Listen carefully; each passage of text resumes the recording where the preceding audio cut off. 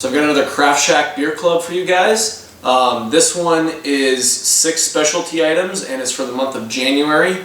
And so they sent 5 beer items and 1 non-related beer item. So one of the beers that they sent is the Firestone Walker 805. This is all over back home, so when I got it I wasn't that impressed. But I have heard awesome things about just how easy of a drinking a beer it is and how enjoyable it is. So, pretty excited to try this out.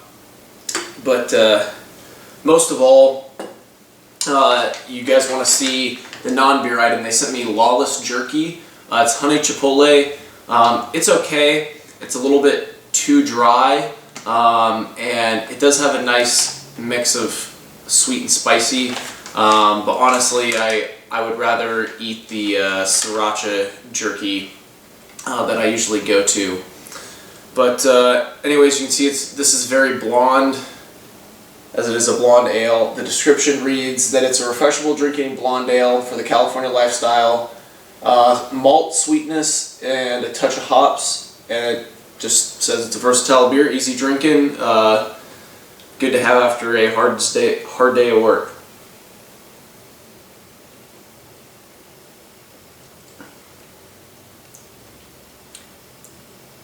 Yep. Right on. It's got a lot more strength and body due to that malt, the extra malt that they use, than you would of a typical Pilsner. Let's compare it to Budweiser or Coors or something like that. Definitely has a lot more character than that. But, you know, just as easy to drink. Definitely more enjoyable, and yeah, it's killer. I mean, if I was to go out on the lake and grab a 24-pack of that, I'd be pretty happy chugging on that all day. I could definitely see myself doing that for an easy drinking beer. So anyways, that's it for the Firestone Walker 805. I got a whole bunch of other stuff that I haven't drank yet, so this is actually my first beer from them that I've had, and pretty impressed.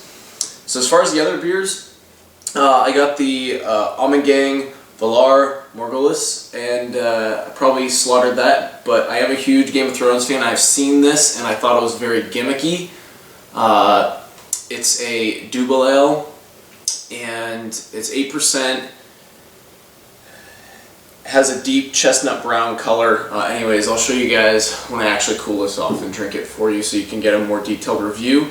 The other beers they sent were the Ballast Point Habanero Sculpin. As you saw in my other video, I did not like the Grapefruit Sculpin, so I don't think I will like this very much, but we'll see how they do the heat on this one. Sometimes it can be ruined pretty easily. Next we've got the Anchor Brewing Anchor IPA. I've actually never had anything but their steam ale. This would be cool to try, even though I'm not an IPA fan. And then next is the Element 29 Pale Ale. And again, we'll see how this goes, but it looks to be a California style pale ale. Oh, it's from Colorado, but we'll see how that goes. But anyways, I'll show you guys a more detailed review of these 4 beers. But so far, the jerky's okay, and the Firestone Walker 805 is pretty dang good. Alright, so I've got the Epic Brewing Element Pale Ale.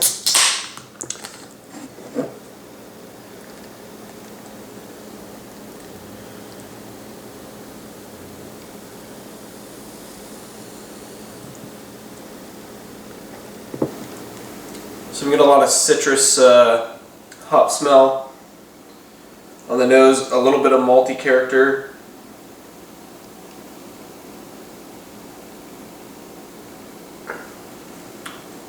It's a little more bitter than I would expect by just the how it smells on the nose, but I mean it's got a tiny bite.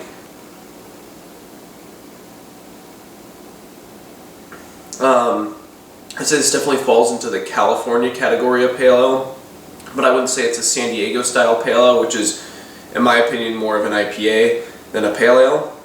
But it's definitely easily drinkable.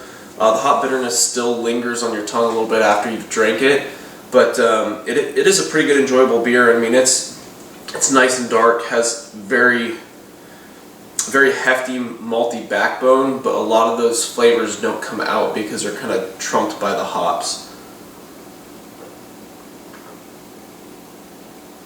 But overall, it's a very enjoyable beer.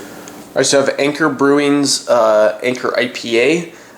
It's an Indian Pale Ale. They do say that it's brewed in the traditional Pale Ale style, which is a Pale Ale that is dry hopped. So they talk about, because Anchor Brewing is the first craft brewery in California, that they stuck with kind of the idea of what San Franciscans were drinking way back when everybody was out there for the gold rush and were receiving imported beer that basically had been dry hopped in the Indian Pale Ale style. So let's see how it stands up.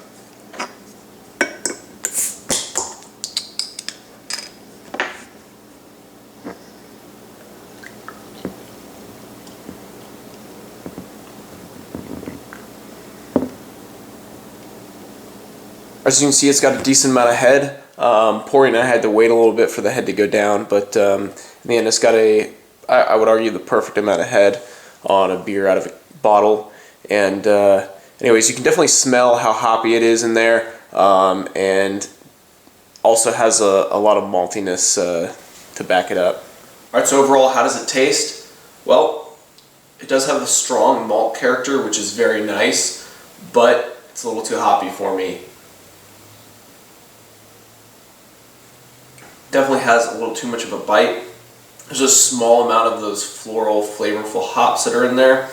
It just gets overpowered with the bitterness of the hops.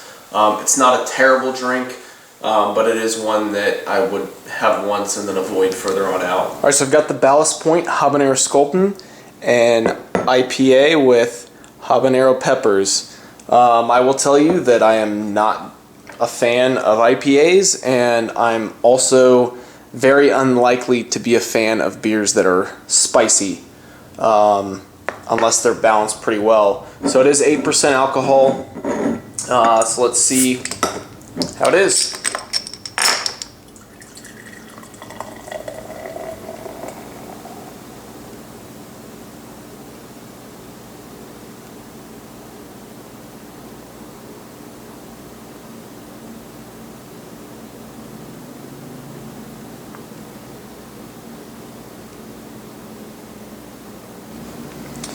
Alright, so as you can see, we've got a pretty decent amount of head, typical copper look to it, a little bit cloudy. As far as the smell, you definitely smell the pepper. I mean, it smells like somebody roasted a habanero and just dropped it in there. But not too much hops coming out of there, so let's see how does it taste? It tastes fucking terrible. Pretty much all you taste is the hot habanero pepper. And I mean, it just assaults your mouth. Yeah, it's terrible. You don't even taste any of the hops or malt or anything. It tastes like a habanero, strongly habanero flavored beer. It's way too hot to even enjoy. Honestly, I'm just gonna fucking pour this out. That's about how terrible it was. Alright, so next I've got a Ommegang Brewery beer. This is in a massive bomber, and I'm pretty excited about this one. I originally had seen it a lot advertised at different beer stores, and it looked like it's just a gimmick to me, but I really do like the brewery, so I always wanted to give it a try. I never did, so getting it in the box was pretty cool. So this one is Valar Morgulás. It's a Dubel, which I typically like. I'm also very happy that it comes in this big bomber. As you can see, it has a cork top, which is pretty cool. Here's the bottle in its entirety. But anyways, it's 750 milliliters, and I got a massive glass to fit all of this glorious beer. So let's see how it pours. Alright, so at this point I'm not going to try to pour everything in there because it'll literally touch the brim, but As you can see, there's still a pretty good amount left. So it's really nice. 750 milliliters is a lot of beer, but pretty happy. The aromas coming from this are just so awesome. Nice and malty. A lot of fruit, kind of prune, a little bit of prune, but kind of getting a little bit of, I want to say, usually like fermenting grapes. I don't want to say like wine because it's definitely not a wine smell. But anyways, it smells awesome, so let's see how it tastes. So I'm kind of sad I originally wrote this off as a gimmick. It's impressive. It's a very well and heavy Dubbel, but it's got a really nice, clean, crisp finish to it. It hits you with a little bit of that kind of tart fruit flavor you get with an Abbey Dubbel.